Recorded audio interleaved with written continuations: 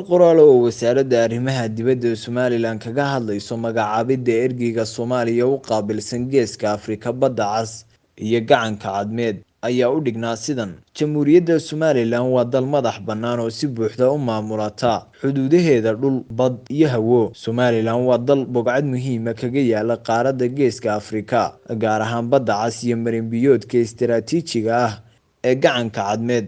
Magacaabidda ergeyga u qaabilsan Geeska Afrika Badda Cas iyo Gacanka Cadmeed ee maamulka Muqdisho waa riyo iyo sheegasho caalwaa ah. Ujeedka laga leeyahayna waa sidii loo marin habaabin lahaa aragtida iyo fahamka bulshada caalamka ee ku wajahan qadiyadda madax bannaanida Jamhuuriyadda Somaliland, sida ku cad khariirada qaaradda Afrika ee lagu sareeyay xuduudihii gumaysiga. Soomaaliya meelna kuma leh Gacanka Cadmeed. Dowladda Jamhuuriyadda Somaliland waxay ku wargelinaysaa Midowga Afrika Urur Goboleedka IGAD in magacaabidda ergeyga Badda Cas uu yahay faragelin qaawan iyo dagaal siyaasadeed oo ka dhan ah Jamhuuriyadda Somaliland.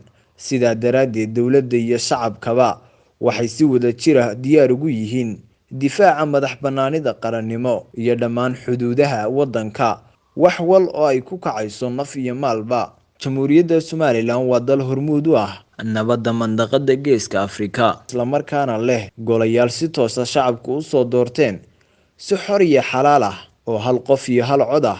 Haddaba, Somaliland waxay u cadaynaysaa bulshada caalamka inaanay jirin xildhibaano ku matala dadka iyo dalka Jamhuuriyadda Somalilandba golayaasha sida dadban loogu doorto Soomaaliya, balse ay yihiin ashkhaas aan cidna ku matelin xilalka ay ku magacaaban yihiin, waana xilal ujeedada laga leeyahay ay tahay indhasircaad siyaasadeed. Gabagabadii warkan qoraalka waxaa lagu yidhi dowladda Jamhuuriyadda Somaliland waxay mar walba u taagan tahay ilaalinta xasiloonida, nabad ku wada noolaanshaha iyo horumarka gobolka. Somaliland waxay si dhow ula socotaa xaaladaha isbedel ee gobolka ee dhinacyada amniga, dhaqaalaha iyo siyaasadda. Warkani qoraalka ee wasaaradda arrimaha dibadda Somaliland soo saartay ayaa ku soo aadaya xilli maalintii shalayta ahayd uu madaxweyne Farmaajo u magacaabay Yuusuf Garaad ergeyga gaarka ah ee Soomaaliya u qaabilsan Geeska Afrika Badda Cas iyo Gacanka Cadmeed. Axmed Maxamuud Dool, Dalsan TV, Hargeysa.